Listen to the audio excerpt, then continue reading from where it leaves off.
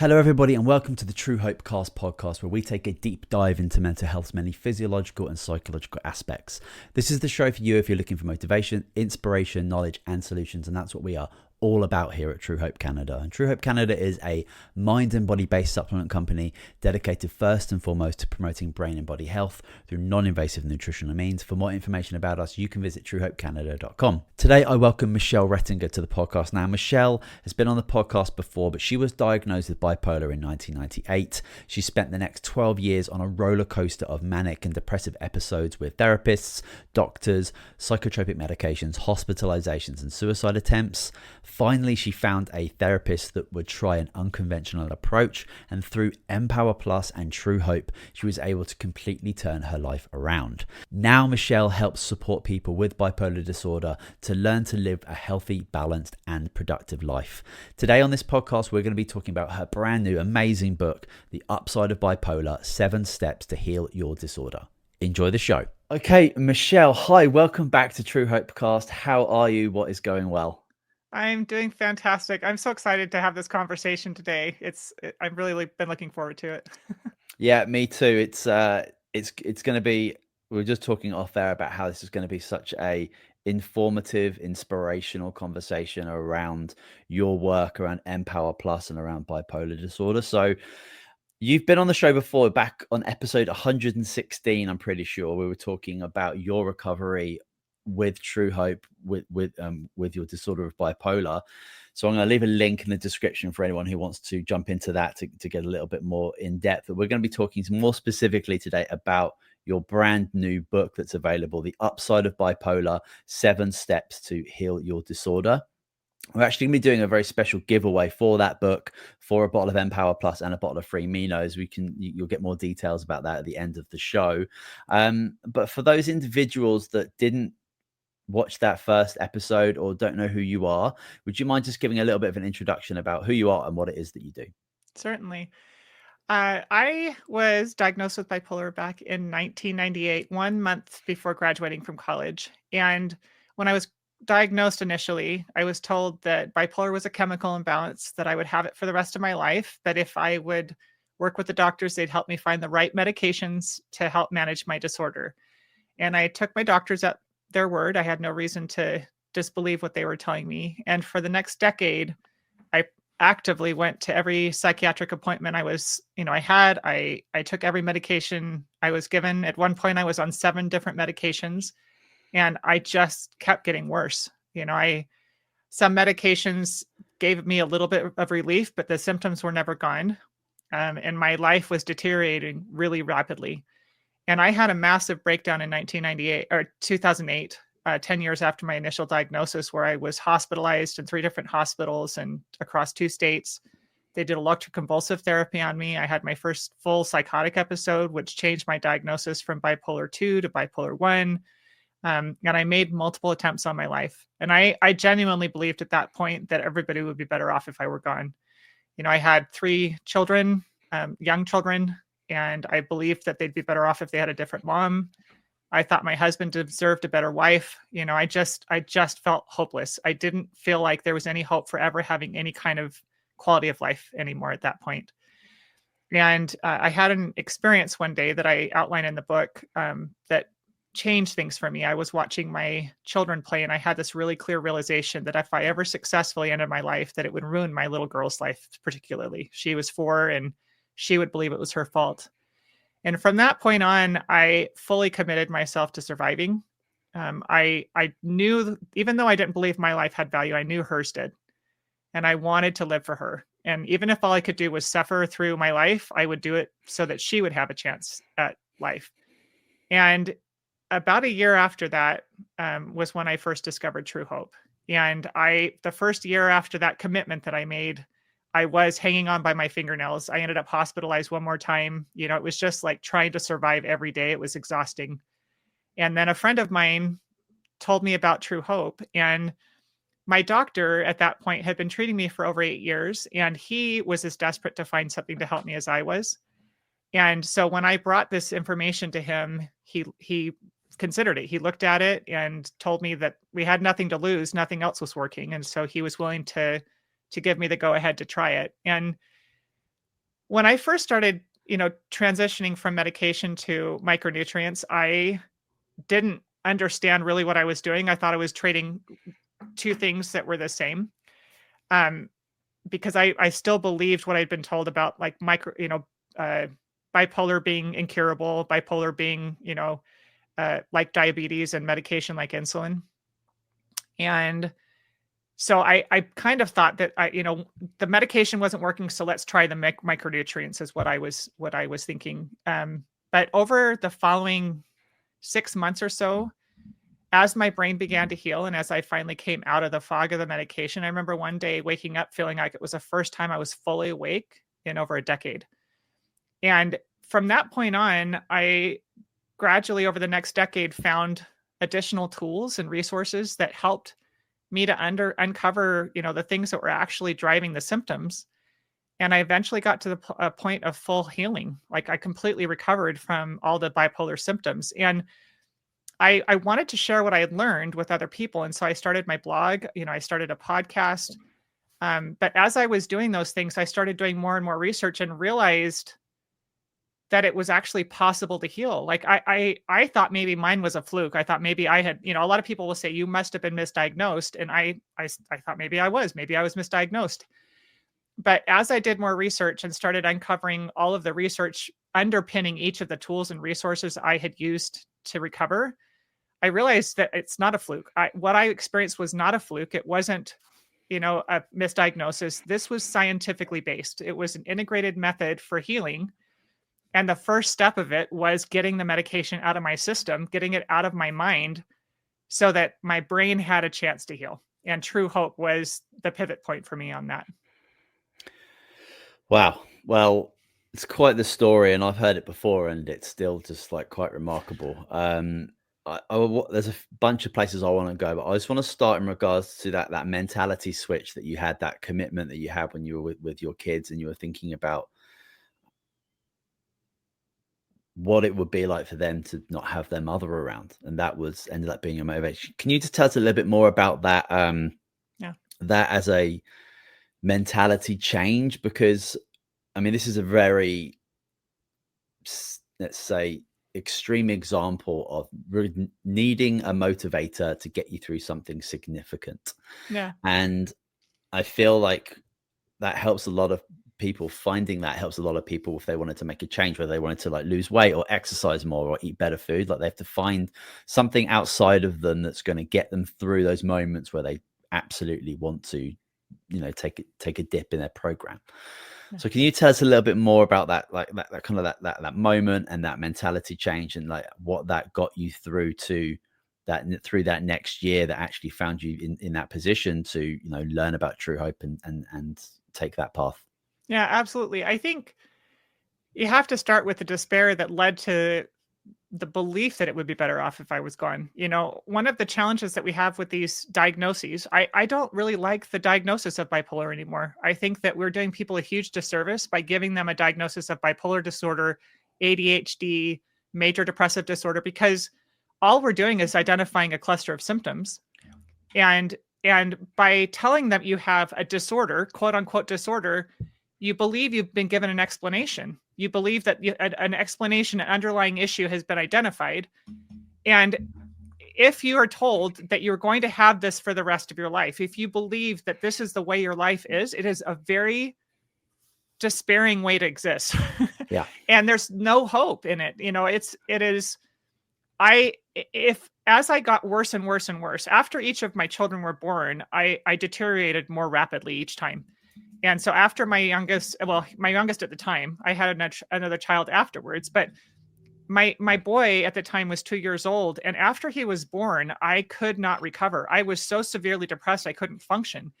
And the suicidal thoughts started with nightmares. I would have dreams about dying every single night. They were very vivid, very realistic dreams. And I would wake up feeling the anxiety of that dream. But over time, I started finding relief in the idea. It started to feel like a relief to think, I don't have to do this anymore. Because every day waking up, not knowing what kind of day you're going to have, not knowing, am I going to be the fun mom today? Or am I going to be the depressed mom? Am I going to be the mom that loses control with her children? and feeling exhausted every day by the idea of just continuing to try every day.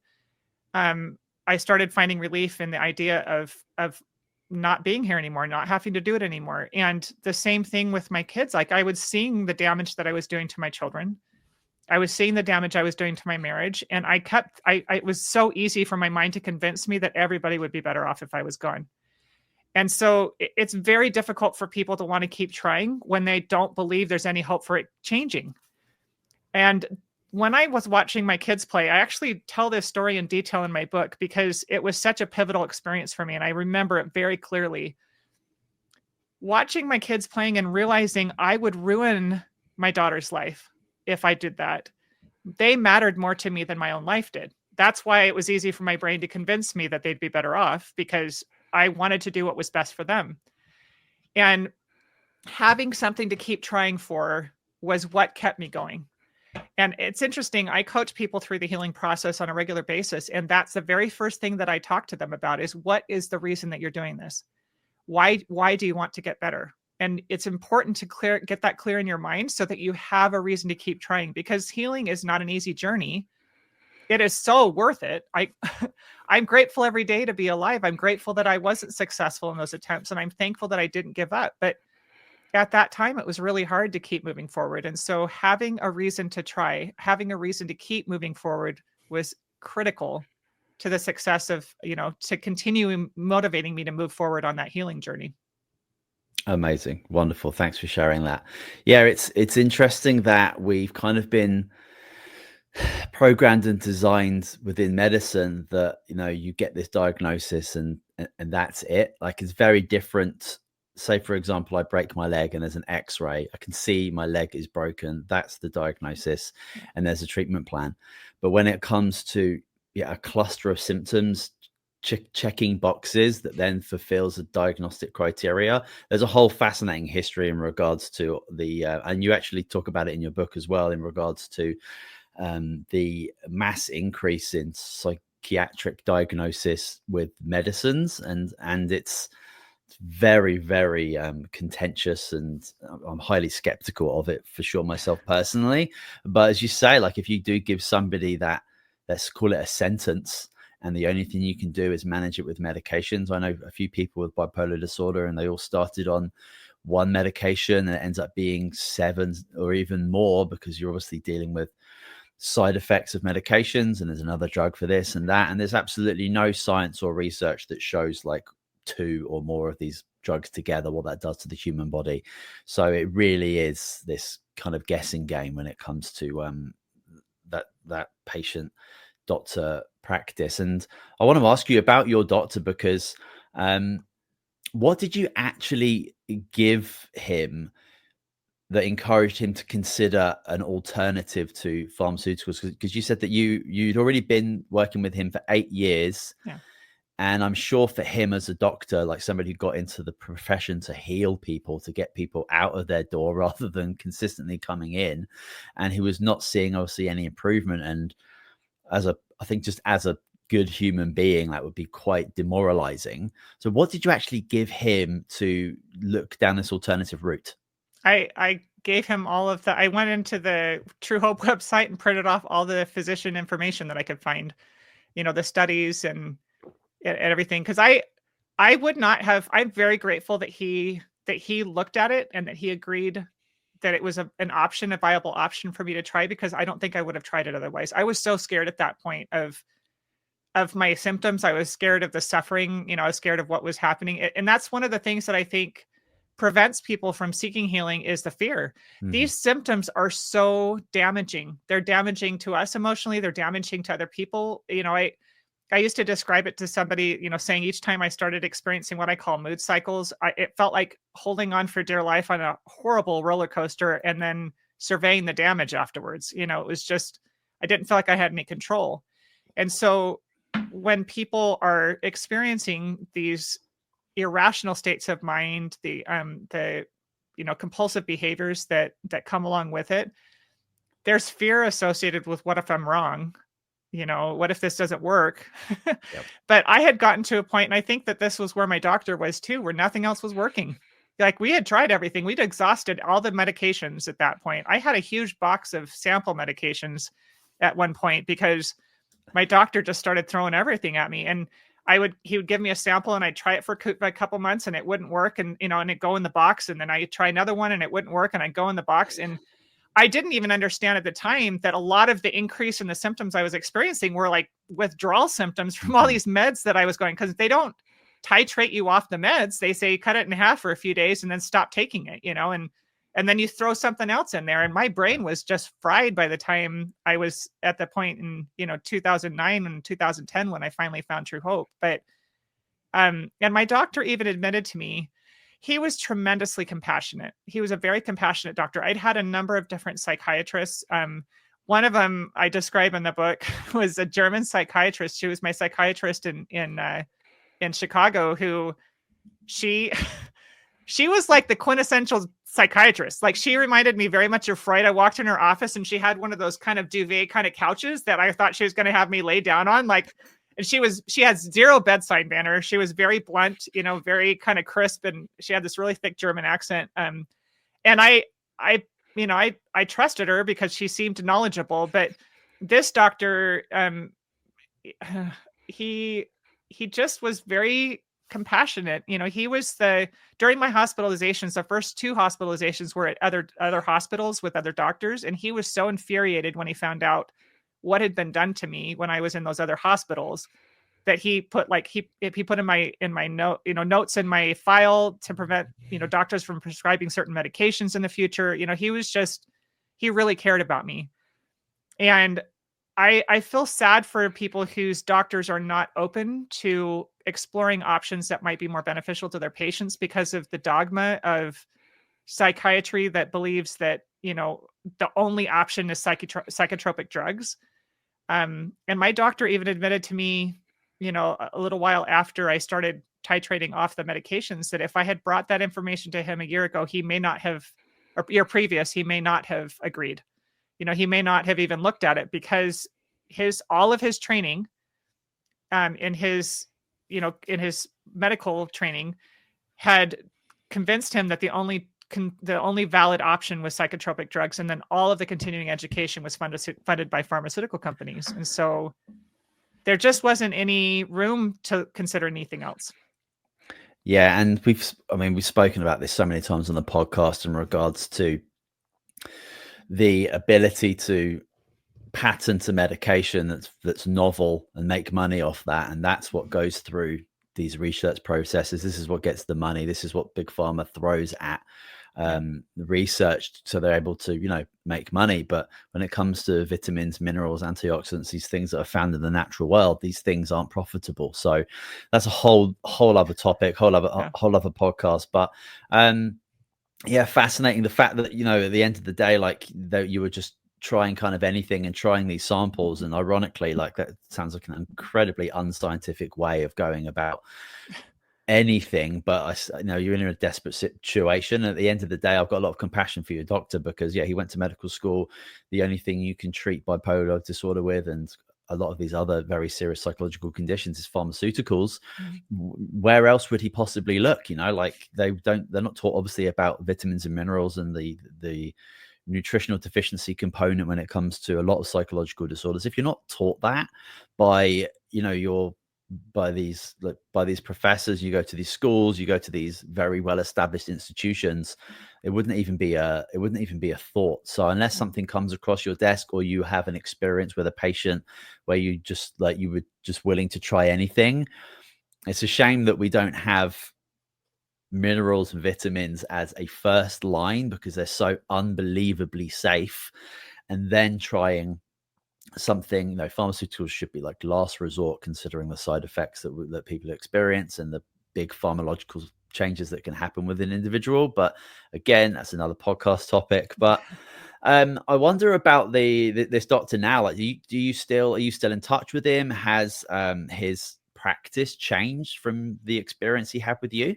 No, I actually tried to track him down a number of years ago, just to say thank you to him. I was so grateful. We moved from the area about 7 months after I started on the micronutrients, and I only saw him twice after he gave me the green light, because I went to him the first time for a check-in, and he just kind of, asked how things are going. The second time I went to him, I was struggling with some withdrawal symptoms, and he didn't know what to tell me. And he said, I think you need to talk to Truehope. So at that point, I transitioned to Truehope, really. And then we moved, and I didn't really think about him for a number of years, but it wasn't until I got to the point where I realized, like, this is healing. Like, this is changing my life. Mm-hmm. And I tried to contact him and was told by the receptionist at the clinic that he had retired and she believed he'd passed away. And I spent a bunch of money trying to track him down just to make, because I really wanted to tell him how grateful I was to him, especially once I started, talking to other people whose doctors weren't willing to, consider it, weren't willing to give them the green light. I didn't understand what a blessing it was to have him as my doctor. And I was heartbroken that he passed away before I had a chance to say thank you to him, because he really saved my life.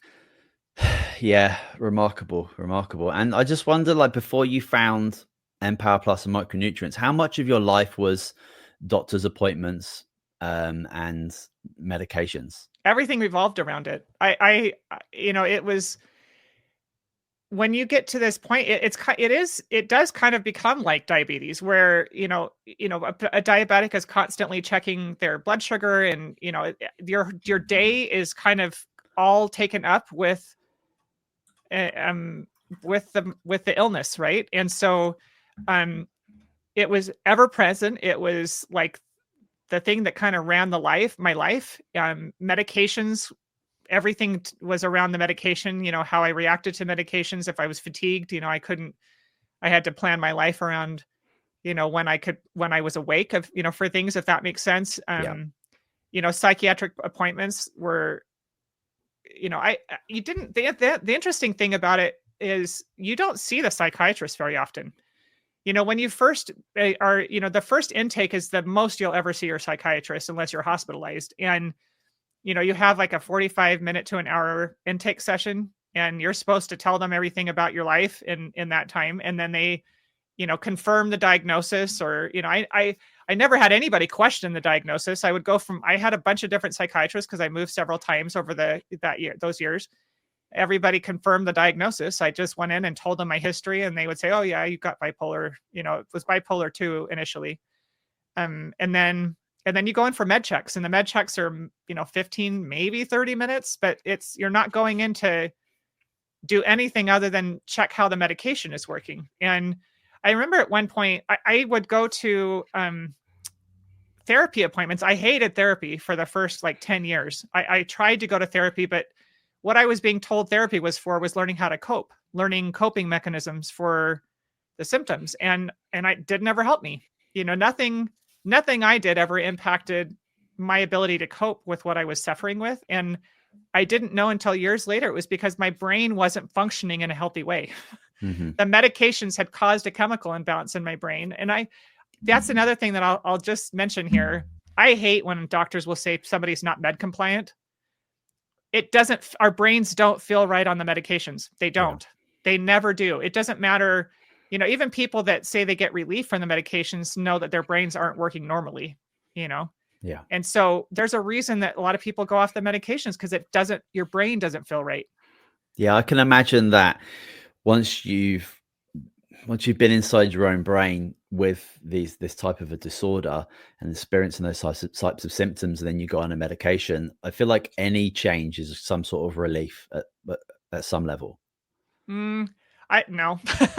Well, and one of the things that's funny is, interesting, I should say, maybe is a better word for it, is I interviewed Professor Joanna Roncrief, who is a professor a psychiatrist over in the UK, who her entire career is focused on studying drug action. She's written books about what these drugs actually do, because she's really appalled by the fact that people are prescribing these medications without any kind of informed consent. People don't actually understand what these medications are doing in their brains. And so she said she doesn't like when they call it side effects, because she said they're not a side effect. It's a side effect is the idea that it is doing this thing, and it happens to be doing this thing too.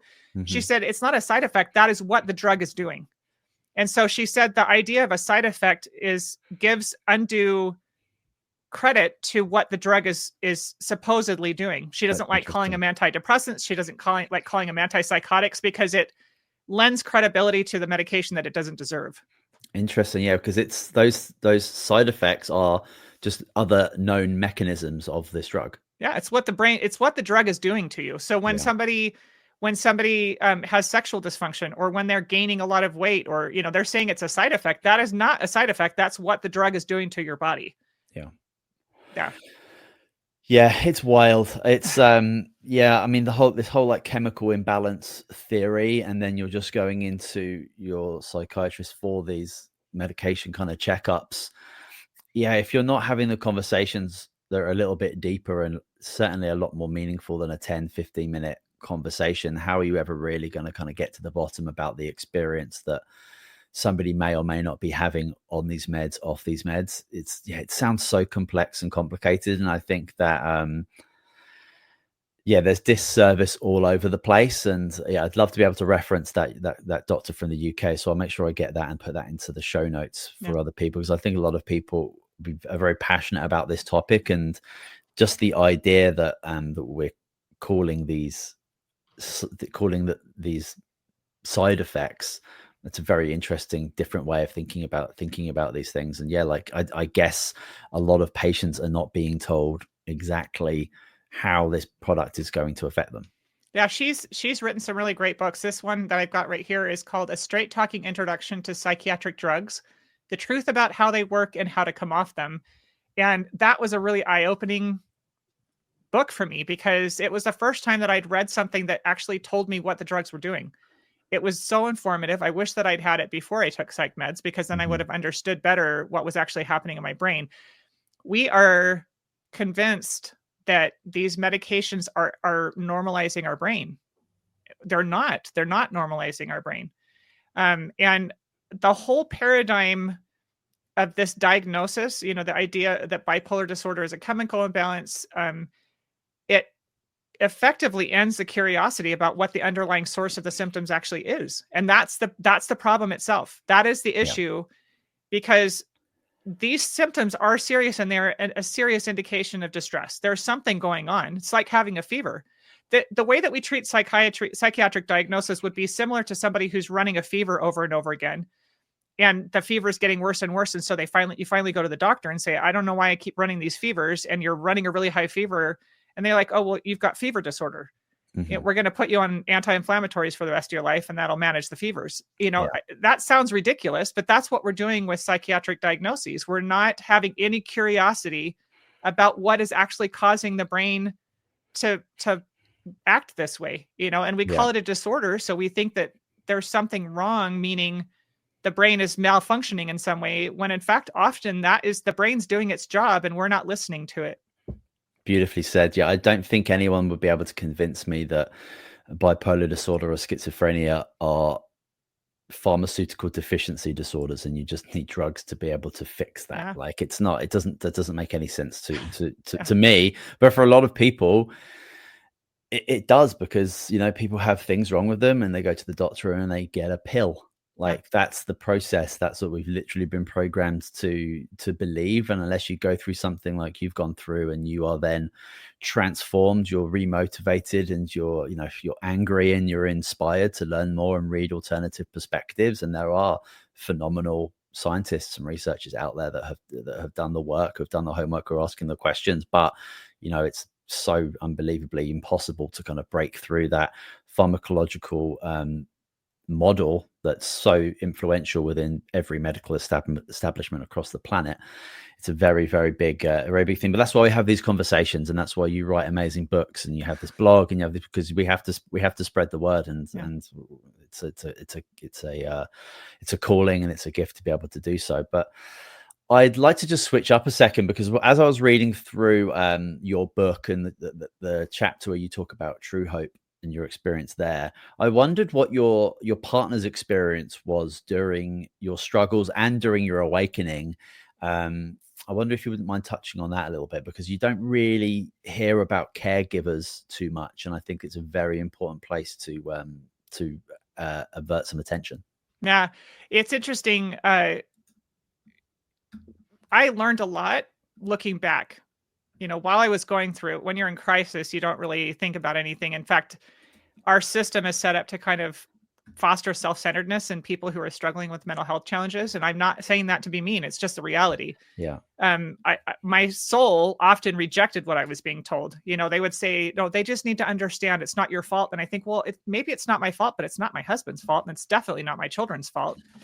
And my husband, during the time that I was the most sick during our marriage, he was working a lot of hours. He was working like 13, 14 hours, 7 days a week. He was in manufacturing. And so he was gone a lot. And he couldn't see how bad things had gotten while he was doing that. He was going to school off and on during that first 7 years of our marriage as well. And so I feel so sad for him looking back, because he couldn't see how bad things were until I was in the hospital. I don't know if that makes sense, but yeah, it does. But he just was, he was trying so hard to keep food on the table, make sure that the family had what they needed, trying to improve his ability to provide. And he talks about when I was hospitalized, the year that I had my breakdown, he was the one who prevented me the 3 times that I made attempts on my life. And something broke inside him at that point. Like he didn't know what to do anymore. He saw somebody that he loved with all his heart suffering in a way that he didn't know how to help. And something broke. And we had like a wall between us emotionally for years after that. And he could feel it, I could feel it, and he didn't know what to do about it. Mm-hmm. He didn't know how to address it. He didn't know how to fix it. Because it wasn't something he consciously did. It was just a survival mechanism within himself. And it took a lot of years. And for me, what I would tell people that are, there's 2 sides to this. One is I realized that I had to just focus on healing. I needed to do everything that I could to take responsibility for myself. I, developed something called a mood cycle survival guide, which is for me, it's the first step in healing. That's what I teach everybody. Learn how to take responsibility for your symptoms, learn how to be self-aware, learn how to stand up for yourself, learn how to ask for help and who to ask, for help from. And it's about taking personal responsibility and learning how to manage your symptoms, learn how to take care of yourself, learn how to ask for help in a way that doesn't burn bridges. I think that's one of the things that can be really challenging.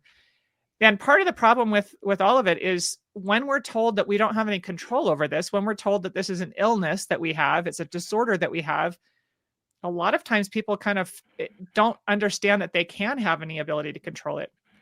And it also causes can often lead to really unhealthy boundaries in relationships. My husband, it took a long time for us to kind of unwind the codependency in our marriage, because our early marriage was impacted severely by my mental health challenges.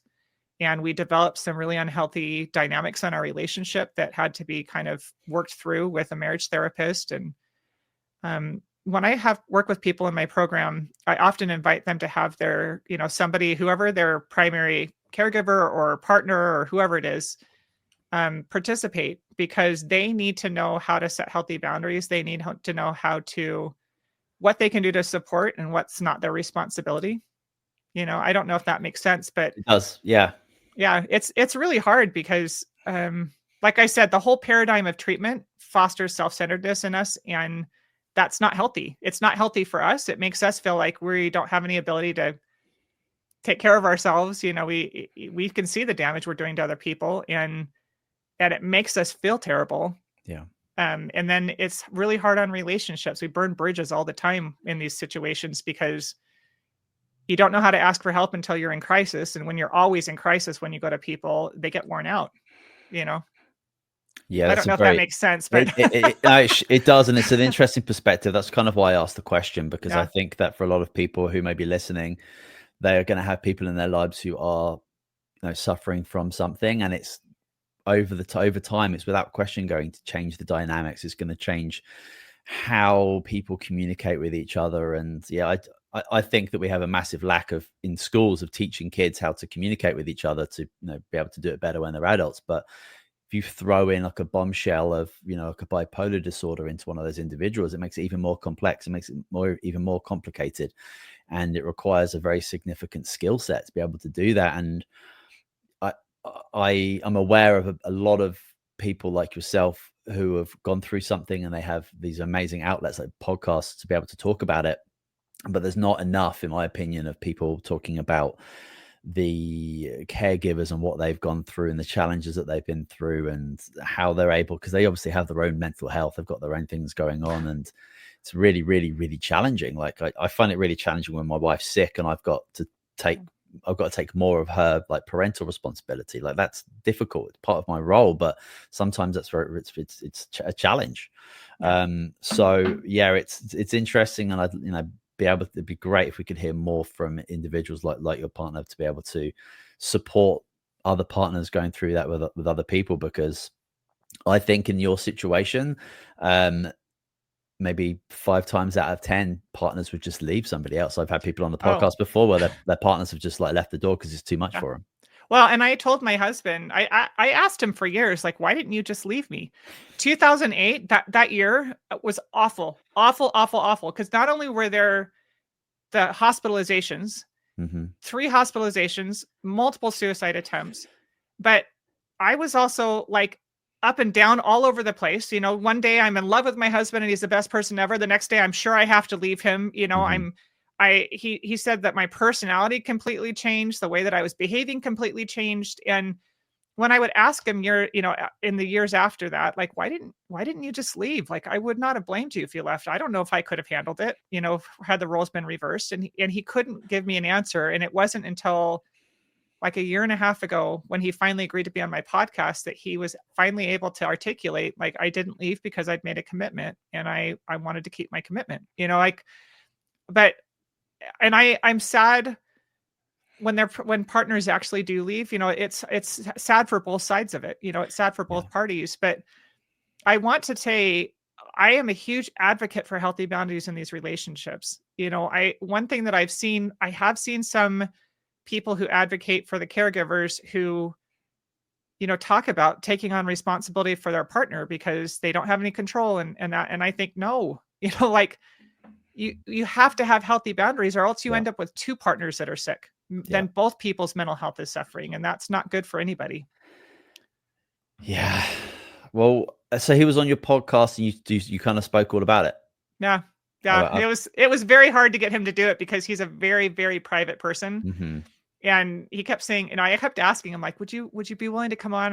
I'll prep you beforehand. And he kept saying, no, he's like, I'm really private. I don't want this stuff out there. And I'm like, I'm sorry to break it to you, but it's all out there already. Like, I have shared everything with the world. There are no more secrets, know? And so, but he was very gracious in being willing to come on, and he's so supportive. And I'm just really grateful that he chose to stay. I'll be forever grateful for that. Me too. Well, I'm going to check out that episode for sure, and I'll get that into the description. I just dropped my notes here. I'm just going to grab them. So give me a second. I've also just did a leg day yesterday, so my legs are light. So it's going to take me a while.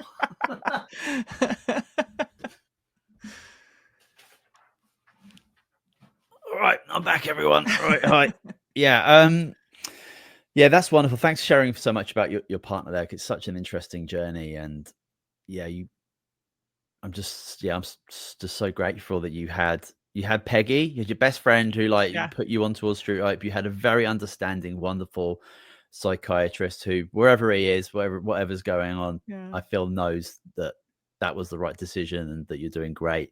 And also your partner as well. Like you've got these phenomenal people in your life, and what inspiration and motivation you've got now going forward to continue your work. It's just absolutely amazing. In the chapter in your book, chapter 6, where you're talking about Truehope, you were talking about experiencing longer periods of emotional stability day after day, month after month, year after year, after beginning taking EMPower Plus, these micronutrient formulas.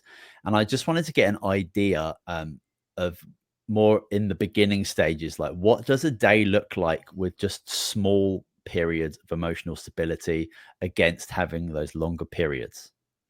Well, the thing that was interesting at first was that when you are so used, like our brains develop patterns, they develop kind of pathways. And my brain was so used to the instability that the stability initially caused some anxiety for me because I didn't trust it. Like there was this like waiting for the other shoe to drop kind of thing. Hmm.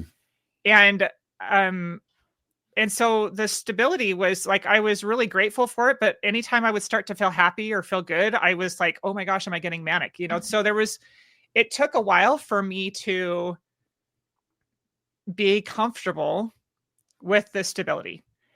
And I had this sense that sometimes maybe I was creating emotional imbalances in myself by anticipating something, was about to happen. I had a really hard time trusting myself. In fact, one of the experiences I share in the book is I had, since I was very young, I'd wanted to homeschool my children since before I Hmm. even had kids. I'd always wanted to homeschool, but once I started having children, I'm like, there's no way I could do that. Like I was so sick with the bipolar symptoms. Once I got off the medication, I started thinking, "Oh, maybe I could. Like, I would really like to. I'd love to teach my kids at home." I had done a lot of work when I was younger in college, like preparing myself because I thought I was going to do that. Hmm. And a sister of mine found out that I was, she was one that was there when I had my psychotic episode. She'd seen me in the hospitalization. So caught wind that I was planning on homeschooling my kids and called and told me that she thought I was manic, and I started thinking, oh my gosh, am I manic? I didn't trust my brain. I had a really hard time trusting my brain. But one of the keys to this was asking my husband for feedback. Yeah. So we developed a pattern in our relationship where I would ask him, do you think I'm manic? Can you tell me if you see warning signs that maybe I'm becoming symptomatic in any way? And at first he was afraid to do it because anytime he would talk, say something to me, I'd like bite his head off. And he's like, not doing that again. That's a trap. But we had to come up with a way for him to approach me. He would say, we decided that what he would do is say, I'm seeing something. Are you open to some feedback? And that was the magic, thing that I would, yes, I'm going to calm myself down and I'm going to listen because I know you love me, or Hmm. no, I'm too worked up right now, talk to me another time about it. And that was really helpful to me to have him, because he told me, I called him that day crying because I was like, oh my gosh, am I getting manic and I don't realize it? And he said, nope, she hasn't seen you. He Yeah. said, this is the longest I've ever seen you stable. And so that was really helpful to me to have an outside perspective to reassure me, because it's all inside our heads. Like all of these symptoms are in our head. When the people, will make the kind of snide comment, it's all in your head. It really is. It's all in our head. And so learning how to trust our brains is really challenging sometimes, especially with as long as I was struggling, learning how to trust it and be confident in it. But over time, I started recognizing the difference. And it was really helpful because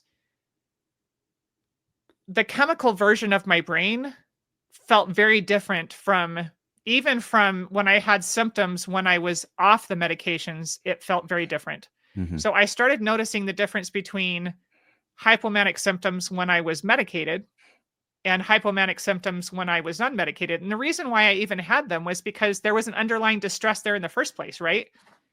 And there was, I had a history, I had severe abuse from my first marriage that hadn't been dealt with. I had childhood bullying. I had a lot of things that had caused emotional dysregulation over the years that needed to be addressed.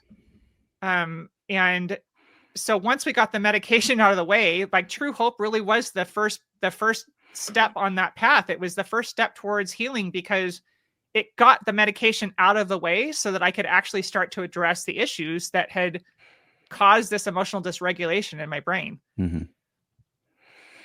Yeah, I wanted to ask you. So, when you began taking EMPower Plus, when your psychiatrist gave you the green light to try this, how many pharmaceutical medications were you on when you started to take EMPower Plus, and what was that journey to being just on EMPower Plus?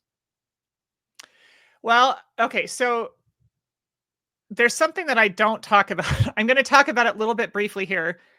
I had started titrating off of meds prior to finding Truehope because I'd found one other product. And I don't share that with people because I learned later that it was actually had ingredients that interfere with the absorption of EMPower, and I discontinued that product. Okay. So I had started the cross titration process. The initial med that I was. Sorry, can you explain what cross titration is, and then maybe say it because I can't say it. Yeah, so cross titration. The reason why I use that language instead of cross tapering, which is what I think that Truehope's customer support uses, is I've just read it more.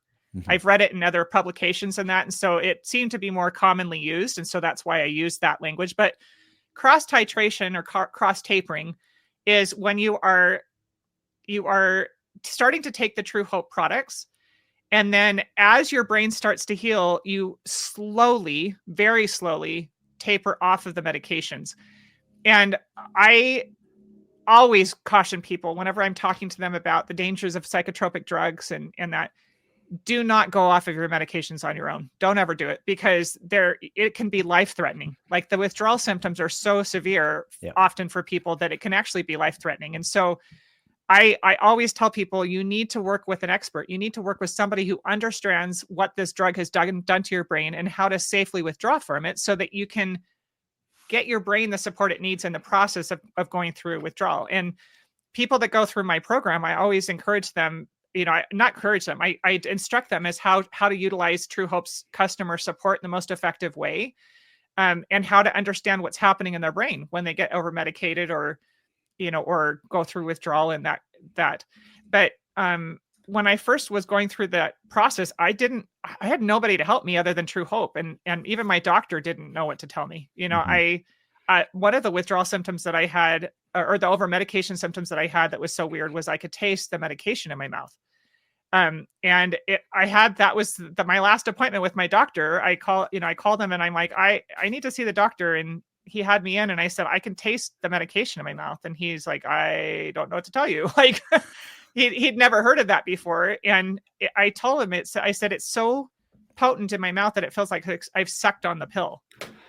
And so, that was something I was really grateful for it because it was not comfortable, but it wasn't a severe symptom. It was just something that was like, I started to be very aware when I was getting over medicated because I started to be able to taste the medications in my mouth. Uh-huh. And so the withdrawal process for me, my husband and I tried to go back through my journals and see if we can kind of piece together the timeline. But between the two of us, we think it was about a 6-month period total from the beginning to the end of the process. And the end of the process for me was really pronounced because I woke up one day and it felt like I was fully awake for the first time in a decade. And I called my husband at work. I was so excited and he thought I was manic. Like he was like, oh, call your doctor, maybe you need to call the doctor or something. And I'm like, no, I don't know how to describe to you what I'm feeling. Like this isn't, I'm not manic. I just feel awake. And it's so hard for somebody who hasn't experienced what it feels like, because most of these drugs have a sedative effect on our brains. Mm-hmm. Like I felt tired for over a decade. I always felt tired. I never felt fully awake. So was it over 10 years that you last experienced that? Mm-hmm. Yeah. Wow. When my very first medication that they put me on was Zoloft, and I was on it for a little bit over 3.5 years. And I was so tired all the time that I could sleep. No matter how much sleep I got, I could sleep anywhere. I would fall asleep all over the place. Mm-hmm. I was on the bus one time when I lived in Seattle and I slept through my bus stop all the way to the bus station. Like I woke up in the bus station when the bus drivers, like, you have to get off now. And I'm like, where am I? But I was so tired all the time. And every medication had that kind of sedative effect for me. It was just varying degrees of sedation is what it felt like all the time. And so that feeling of awake was such a relief. It just, being tired was normal at that point. And so this relief of like, oh my gosh, my brain's awake it was just, I was so happy. I love it. I love it so much. And yeah, you were talking about how your doctor wasn't aware of like what the route to coming off medications is, because very, very clearly they're taught how to get people on medications, not to get them off them, right? So I feel like, and please let me know your experience, because you've worked with a lot of people who have, come off medications to switch to micronutrients to alleviate serious disorders. But I think that if you were to go to your doctor saying you wanted to get off these types of medications, it's going to be received as insult, perhaps. So what's your experience with that? Yeah, it's really interesting. I have a fine line that I have to walk, because I can't tell people you need to come off your medications, because it's not, I would be liable at that point. But when somebody comes to me and they want to come off their medications, I have not yet had anybody come to me where their doctors were on board. No. Not one person. And it makes them scared, because they're afraid of, like, what if the doctor's right? But most times, by the time they come to me, they're like fed up and they're ready for something different. Like, it can't get any worse than what it is where they are. Right. And they're hoping that maybe it could be better. And it's the thing that is, I tell people that it is critical, is that you cannot use your own judgment in this process. You cannot. When somebody decides they want to go through cross titration and they want to come off these medications, they have to listen to the expert that is helping them. I encourage people to utilize the TrueHope customer support, because they're so knowledgeable. They've got, you guys have over 2 decades of experience with working with people on these medications. You understand the drug action. You understand how they interact with things. And I've watched people go successfully through this process, and the ones who don't get through it successfully, and the ones who don't get through it successfully are the ones who just choose to do something different. Yeah. And it's sometimes, part of the challenge is being patient with the process, because we are so anxious to get off of these medications that sometimes they're like, they just think, well, I don't think I need to be on it anymore. I think I can just come off. And I tell them, like, please don't do that. You need to go slowly. You have to be patient. And it's not a comfortable experience. One of the things that we do in the program is people they have to learn what over medication feels like for them. And it's different for everybody. Everybody has a different experience. Their body chemistry is different. The medications they're on vary from person to person. But they have to learn what over medication feels like. They have to learn how long that they're going to experience that over medicated feeling. And then they have to learn how long withdrawal lasts for them. And so, I see an average, I will say, I see an average of like 48 to 72 hours on each of these. And what I have people do is learn what it looks like, and then how can you manage it? If I'm going to experience this for the next 72 hours, it doesn't feel comfortable, but after 72 hours, I'll start to feel relief. Then you can put some kind of boundaries in place, some things in place that are going to help you kind of manage that over the next 72 hours, and so, and once you get into that pattern, then okay, next time I'll get, maybe 3 weeks. I don't know. It's different for everybody, but maybe you'll get 3 or 4 weeks of relief and you're feeling okay. And then you'll start to feel over medicated again. Yeah. And it's just a pattern that you go through, and you get better at it. You get better at managing it. You understand what's happening. And then, there's the other thing that people have to learn is when to call TrueHope. A lot of times, that because we're so used to these symptoms, withdrawal symptoms often look a lot like the symptoms of the quote unquote disorder. And we have these coping mechanisms that our brains automatically go to, and we don't recognize, like, I don't need to suffer like this. This is over medication, or I don't need to suffer like this. This is, this is just withdrawal. I'll be okay in a little bit. And I always tell people, as soon as you feel any symptoms at all, call TrueHope. Yeah. Call them and ask them, tell them what's going on. They may say, this is normal. You're going to, it'll be uncomfortable for a couple of days, or they may say, we need to make a change.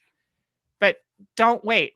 Always call them as soon as you start feeling it. Call them right away. That's what they're there for. That's, they're the experts. And then listen to them and do what they tell you to do. Love it. Well said. Can you maybe explain a little bit to people about how some medications, well, actually all medications, especially taken over a long period of time, how they can be stored in the body? Oh, yeah. How when you do come off medications and you stop them, there is this, our body does this amazing. I'll let you explain it. You know what I'm talking about. Go for it. Yeah. So med release was something that I didn't understand. I didn't know anything about this initially. There's so there was so much new information that it was hard to understand exactly what they were talking about. And I'm sure True Hope at some point warned me about med releases, but I didn't retain that. And the first time I experienced it, I didn't know what was happening. So it was when we went through a move. I moved right during the cross titration process. I actually moved. And then about little over a year later, we moved again, and I became hypomanic during the move and then crashed afterwards. And it was a pretty, I had about a week of pretty bad depression, and my coping mechanism is binge watching. And so I was like, I spent a week in front of the television, like all day long, every day for a week. What'd you watch? The first move was, let's see, the first move was Law and Order SVU, like 20 seasons of it. Wow. And when I say binge watching, I'm not talking about Netflix binge watching over the weekend. I'm talking about like 7, 8, 9 days straight of all day long, late into the night, forgetting to eat, like I obsessively watching. It was really unhealthy. Mm-hmm. And I didn't understand. Looking back, I understand what was happening. The next move after that was only like 9 months later. We had a really kind of sudden job situation that required a move. And so we found out from the day we found out to the day we were moving was 2 weeks later. Yeah. And I crashed really hard that time. It was like a 2-week depression. And I finally, after about a week and a half, I started worrying that the micronutrients weren't working. Like I was like, something's wrong. I don't know what's going on. Because I was at a point where I thought maybe I need to go into the hospital, but I didn't want to go get medicated, but I didn't know what was going on. And so I called True Hope, and they explained about med releases. They said that your body, these psychotropic medications can get stored in your soft tissues for up to like 10 years. Mm-hmm. And they have no way of knowing how much is in your body still. And anytime you go through like super intense exercise, and I found this out the hard way when I started training for triathlons, or, really intense stressors in your life, like a move, it can cause this medication. I think they call it med pockets, but they get released into your body. And when your body doesn't need it anymore, it causes the symptoms that it was designed to prevent in the first place. And so my reaction to these med releases was always really bad depression. Fatigue and depression were the two symptoms that I would experience. And one thing that I warned people about actually in the book is I was so frustrated because once they told me about this, I'm like, oh, that's what happened last time. I don't want to have this happen again. I just want to get it out of my system. And I happened to mention to the lady that I was speaking to in customer support that can I just do a cleanse and get it out of my system? And she's like, absolutely not. Do not do that. We don't know how much medication's in your system, and we don't want to push it all into your system at once. It could be really dangerous. Yeah. I didn't listen to her. I went to the health food store. I thought I knew better. And I went to the health food store and got a liver cleanse stuff and started it. And 2 days into it, I had this most severe depression that I'd had since my hospitalization. Realized my mistake, called True Hope crying. And they said, we are so sorry that that's happening to you. And they walked me through what to do. And it took a few more days to correct the mistake that I'd made and get that stuff out of my system. And then I was okay. And I never went against True Hope's advice again, ever.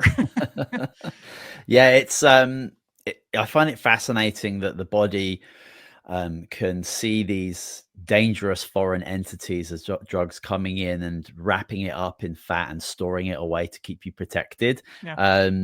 And then once you were to exercise or train for a triathlon, your body's obviously needs those fats for energy release, and those chemicals get released back out, and then you feel that massive pharmacological change because these are very, very potent, very, very strong medications.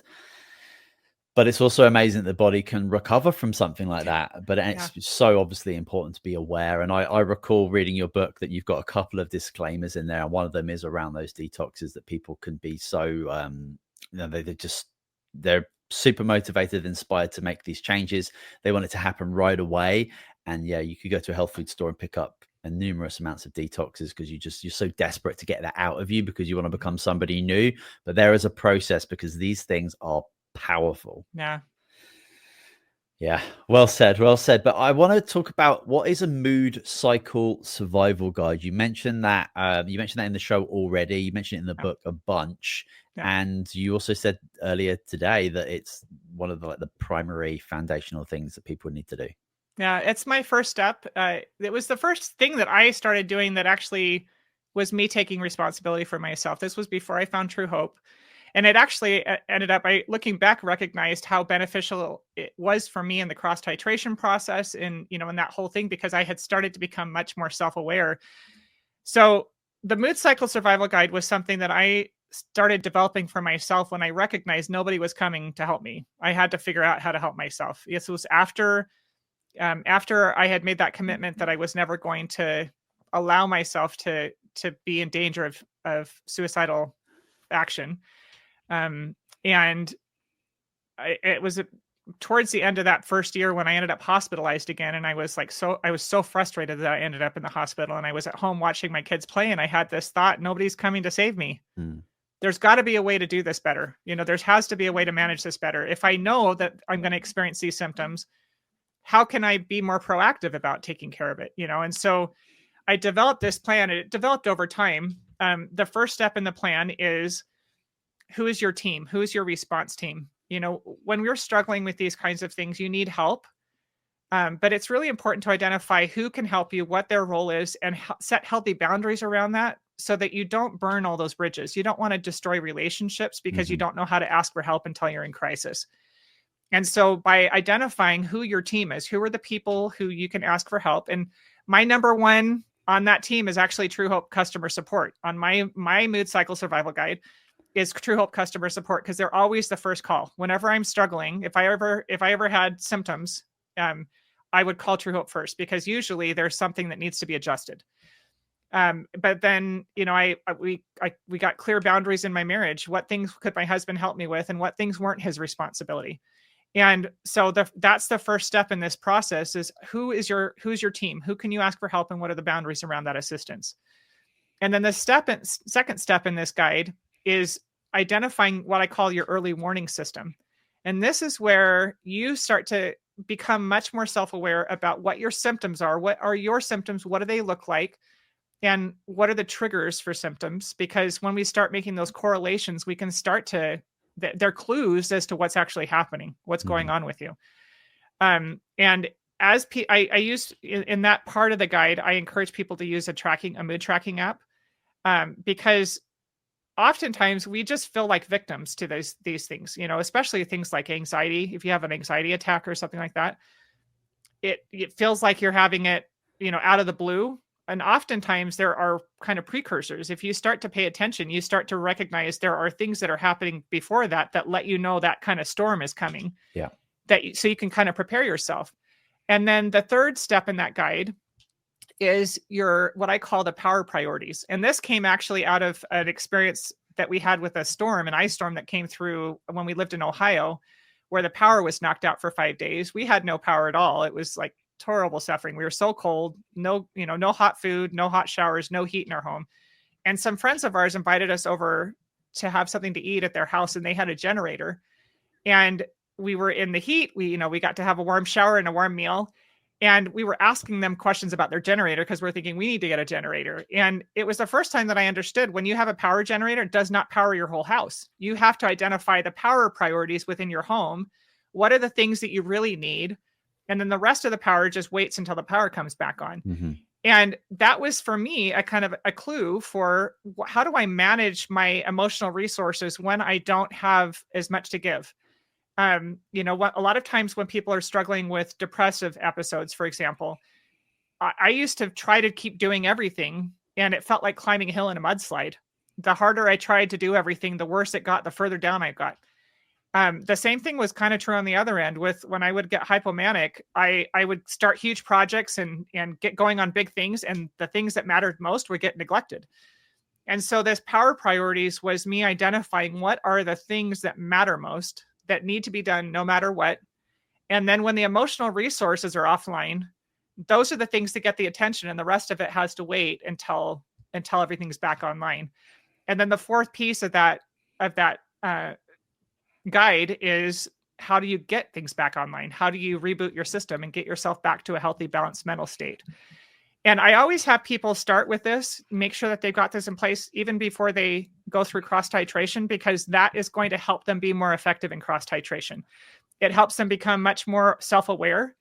A lot of times when we're going through, the experience of cross titration, when you experience the symptoms of like over medication or withdrawal or whatever, we're not being self-aware as far as what we're actually experiencing. It can feel overwhelming. We can feel scared. But when you start to be more clinical in your approach to it, when you start tracking the symptoms, you start to see patterns. It's easier to see, okay, so this is what I feel when I start to feel over medicated. Maybe I'm starting to get really bad headaches, or I start to get nauseous, or I get agitated really easily. And when you start identifying those as symptoms instead of moral failings in some way, then you don't feel guilty about it. You don't feel bad about yourself. You start recognizing them for what they are. And then you can also see how long they're lasting. So it gives, the more information you have and the more self-aware you are, the more empowered you feel to be able to keep moving forward on this healing path. Yeah, it makes an unbelievable amount of sense in regards to being able to prepare yourself properly and look back at those patterns and being a little bit more aware. And you'd have to have these things tracked and then apps so you can actually see that data. It makes so much sense, and we're lucky and blessed that we've actually got these things. And you've gone through this journey and created this, and I'm sure you outline that significantly in the book, right? Yep. Amazing. I want to talk about your third pregnancy. So in May 2013, you found out you were having your third baby, and your endocrinologist warned you that another pregnancy was going to basically kill your thyroid gland. Yeah.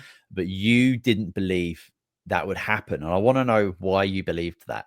Yeah. So my first two pregnancies, I had a really severe postpartum hyperthyroid condition. And most people are aware of hypothyroidism, which is when your thyroid isn't functioning at the level it needs to, like it's low functioning. Mm-hmm. And oftentimes when people have hypothyroidism, they'll gain a lot of weight, they have low energy. I was on the other side of that. My metabolism was in overdrive, and I'd never had a baby before. So my first time having this, I didn't know that it was wrong, that there was anything wrong, until I had lost significant amount of weight. And I'd lost a ton of weight. I was losing a ton of hair. Like when I rubbed my head, it felt like I'd shaved my head because so much hair had fallen out and was regrowing. And I was having really bad dizzy spells. Anytime I would stand up, I would black out. Mm-hmm. It was dangerous. Like I was afraid to drive. It was really bad.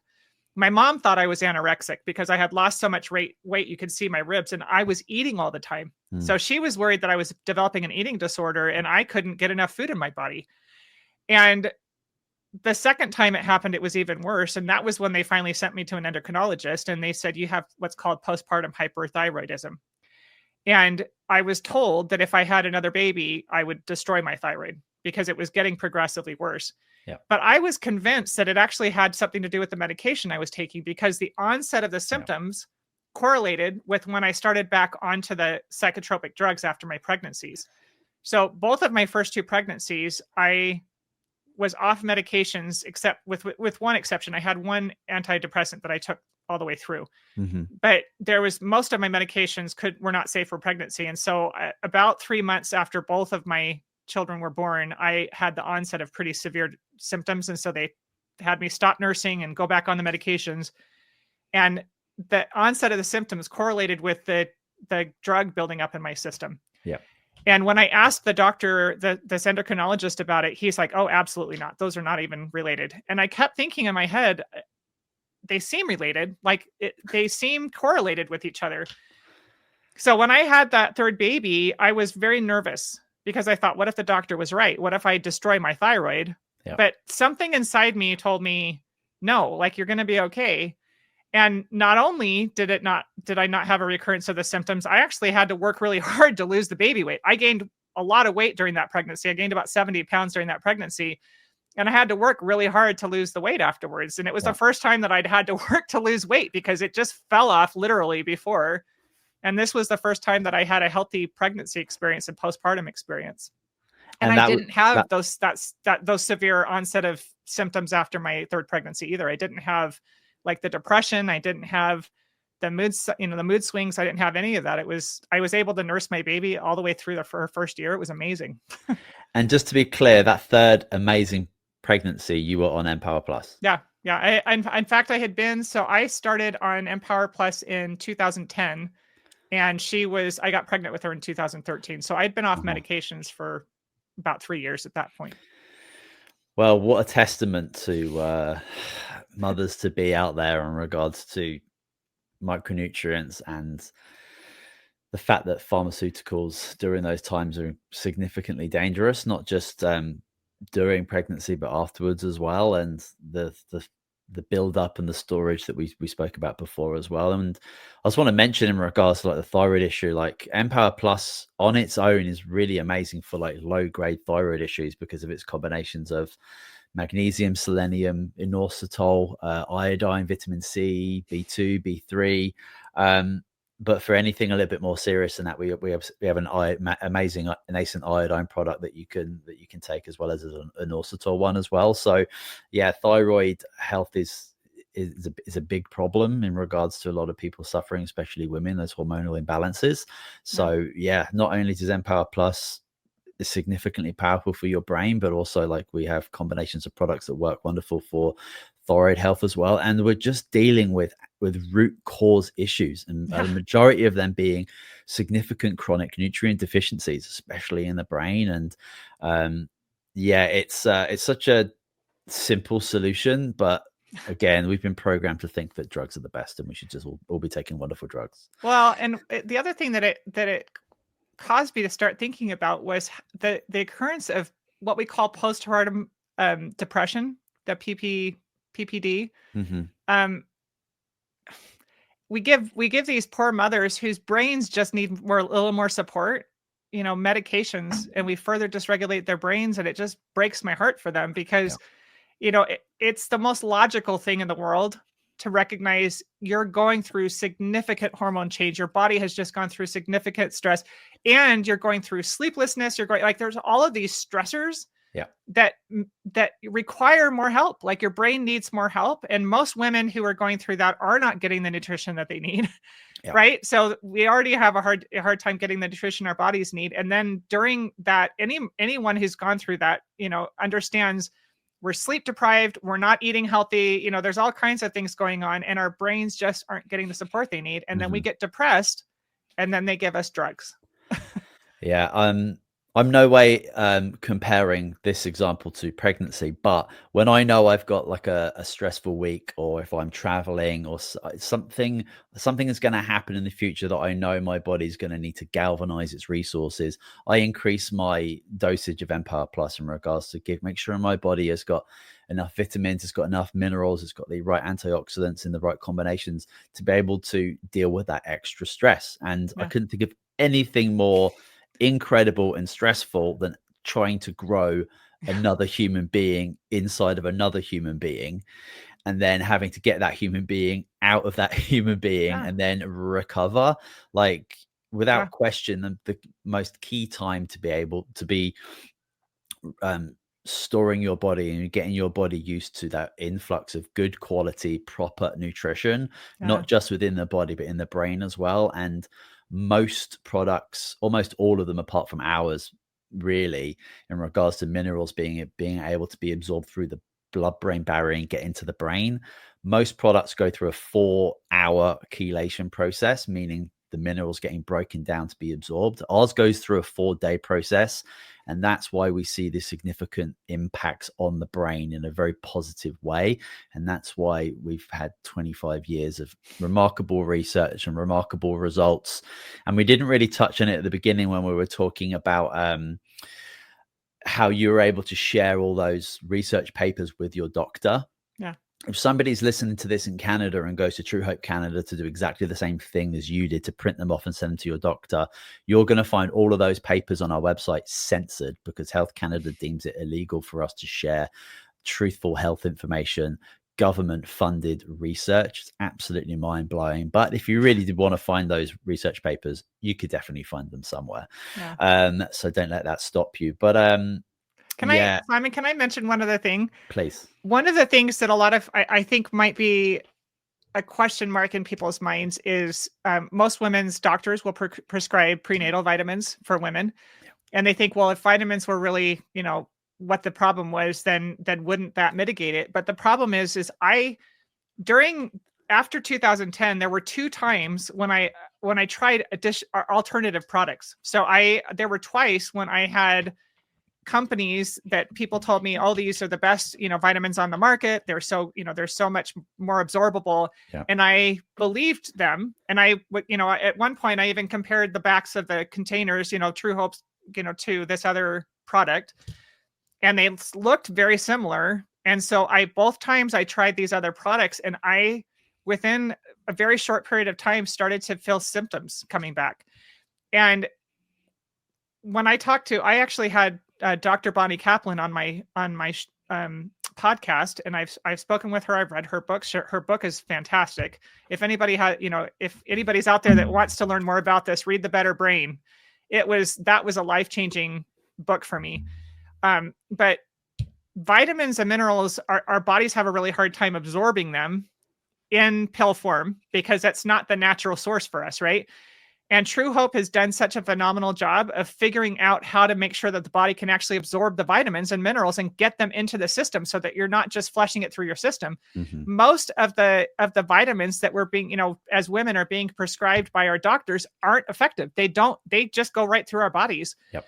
And so that's why there are so many women suffering from these postpartum that are taking these vitamins, because they're not actually absorbable. Our brains aren't getting the nutrients into them. And you mentioned it in your book, and it's something I say all of the time to people when they ask me about, like, why EMPower Plus, why this product and not the thousands of other micronutrient formulas that are on the shelf. But almost all other natural health products, especially here in Canada, don't have 35 peer-reviewed research papers proving that they work. There's obviously research that vitamin C is beneficial. There's lots of research in regards to other minerals and other vitamins as well, like individually.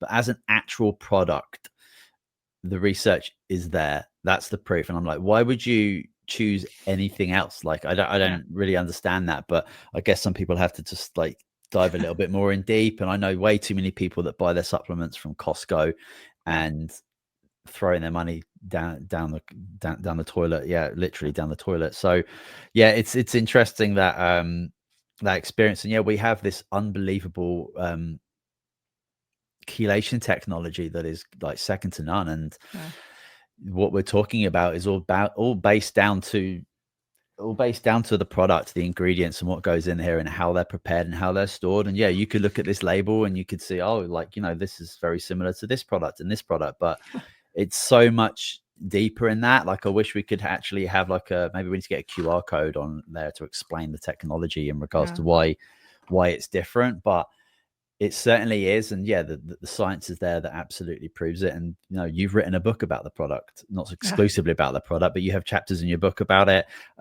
We've got this book here, The Better Brain by Dr. Bonnie Kaplan and Julia Rutledge, a phenomenal book. And these 2 phenomenal researchers, they've been on our podcast before and they've been on yours, and they are literally doing, especially Julia Rutledge right now, that she's doing continued research on these products for PTSD, depression, anxiety, all these things across the spectrum of mental health disorders. And the research is coming out more and more all the time. So it's clear cut. These products are incredibly effective. And I was going to ask you, like, would you recommend these products for somebody who doesn't have like necessarily bipolar disorder, which is like on this far end of the spectrum of significant psychological disorders? Would you recommend it for somebody who's like just dealing with mild stress or even anxiety or depression? Oh, absolutely. Yeah. My kids, so I'll take it. My husband takes a small dose of it. He's unfortunately on a medication right now that he can't take a full dose, but he believed in it once he saw the effect that it had on me and my kids. So my son was diagnosed with ADHD and I did not want to medicate him. And I found out that this worked for, helping with ADHD. And it's really fascinating because he's a senior in high school now. And I've had a number of parents come to me when they found out that he wasn't medicated. He has ADHD, but he's totally high functioning. He has no issues in school. And I have a daughter my two daughters both take it. They've never been diagnosed with anything, but I started them on it pretty early because I thought it's vitamins. It's like eating. This isn't a medication. I think that's one of the things that I kind of started to talk about earlier. I believed when I first was taking these that this was replacing my medication, that medication didn't work for me, so I'm going to try micronutrients. Yeah. It's not the same thing. Micronutrients are something your body is designed, it needs. It's in our food. The problem is that, number one, most of us are not getting adequate nutrition in the first place. Our food supply is severely depleted in micronutrients. The soil's depleted. Most of our food is coming from long ways away. And so the travel time and that depletes the nutrition in the food. In addition to that, if you read Dr. Ruckledge and Kaplan's book, they talk about how they're starting to recognize that there are genetic predispositions to requiring higher levels of micronutrient support. Mm-hmm. And so our bodies just aren't getting adequate nutrition. Our brains are not getting adequate nutrition. And I think that's one of the main reasons why we're seeing this dramatic increase in the number of people who are being diagnosed with anxiety and depression. And, all of these disorders are oftentimes one of the root sources of these symptoms are a micronutrient insufficiency. We need more support for our brains. They're just not getting what they need to function in a healthy way. Yeah. And if you were to look at the amount of drugs that come out onto the market for ADHD, for depression, for anxiety, for bipolar, schizophrenia, and you see the rates of these disorders going up, like they're clearly not helping. And if you can just take a step back and have a look at like what the drug model, especially here in Canada, is all about, and what Health Canada is kind of all about, these drugs are put on the market to make money. They're produced by pharmaceutical companies that have a judiciary responsibility towards their shareholders to make money. And Health Canada, for example, they consider these pharmaceutical companies to be their clients, to be their customer, because 2/3 of their income comes from pharmaceutical companies, and they don't have on any of their agendas the health of Canadians is like their number one priority, because if they would, the research would tell them they should be on micronutrient formulas way before they would be trying something so harsh and severe, and in some cases poorly tested drugs. Yeah. Well, and it's, again, these chemicals are foreign to our body. Mm-hmm.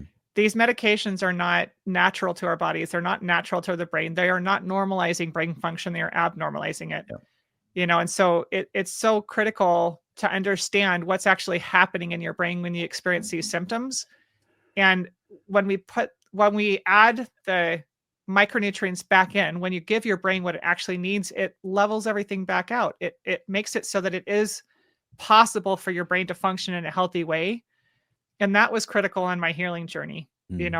Once I got the medication out of the way and I gave my brain the support it needed to function in a healthy way, then I could work on the other things that I was struggling with, the other emotional issues and trauma and that. But it wasn't possible until I got the medication out of my system and the micronutrients into my brain. Yeah, your body, your biology is phenomenal. It knows what it needs. And when you couple that with just looking at the world through nature and what your body, what we've been given in regards to food and plants, etc., like it's very, very basic and very simple once you can get to know it. But yeah, we're living in a confusing world. Would you mind recommending a few maybe like key books, podcasts, or resources that you may recommend for people who are looking to learn to manage their bipolar disorder in, let's say, an unconventional but more empowering way? Yeah, I'm going to tell you to read my book first, because and the way that I designed my book is as a self-help book. Mm-hmm. The first 4 chapters tell my story. I think you need to know where I'm coming from, need to understand where I came from, so that you know why I wrote this book in the first place. Yeah.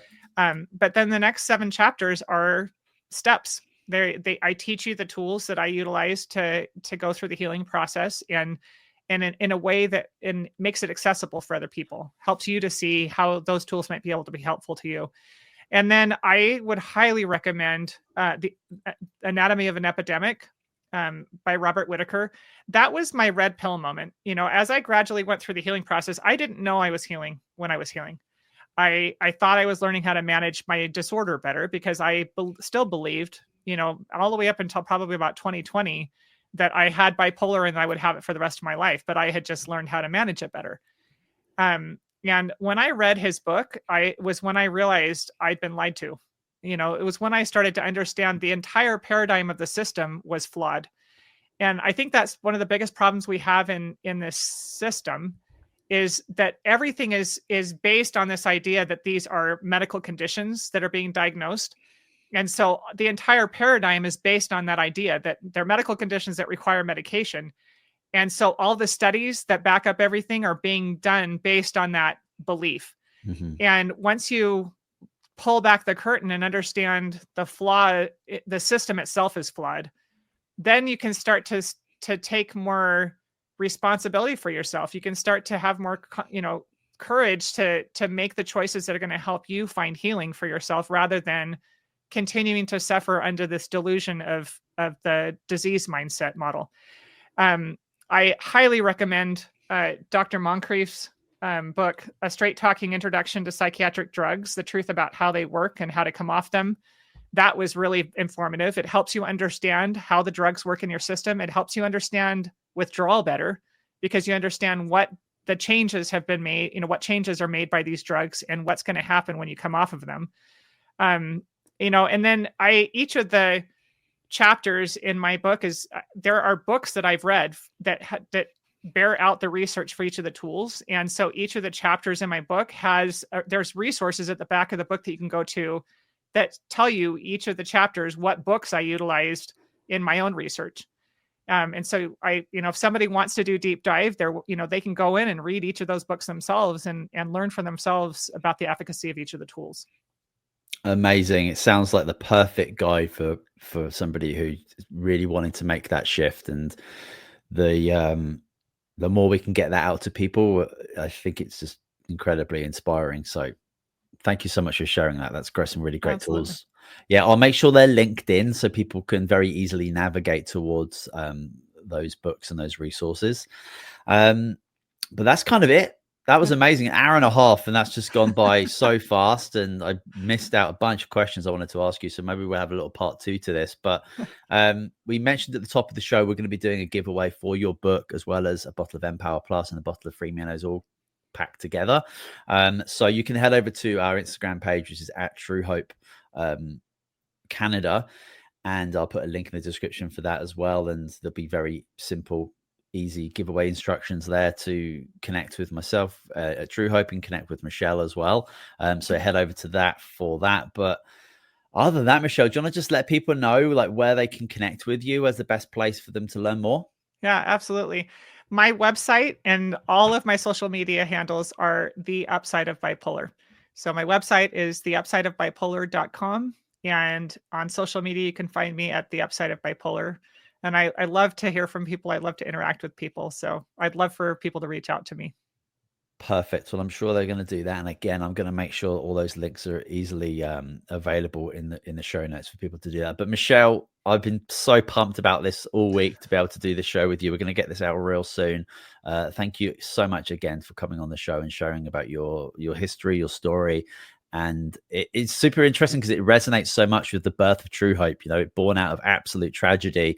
And now it's this incredible triumph that is, bringing a lot of joy to the world. And my gosh, do we need that? Yeah. Thank you so much for having me. It's been a pleasure to speak with you. Awesome, Michelle. Well, thank you so much again. Well, that's it, everybody. Thank you so much for watching, for listening. You can leave us a little review on iTunes and a star review on Spotify if you feel like doing that. Again, everything you might need in regards to reference to things we've been talking about, I'll leave in the show notes for you. Don't forget to check out that giveaway. It's going to be dynamite. Other than that, we'll see you next week, everyone. Thank you.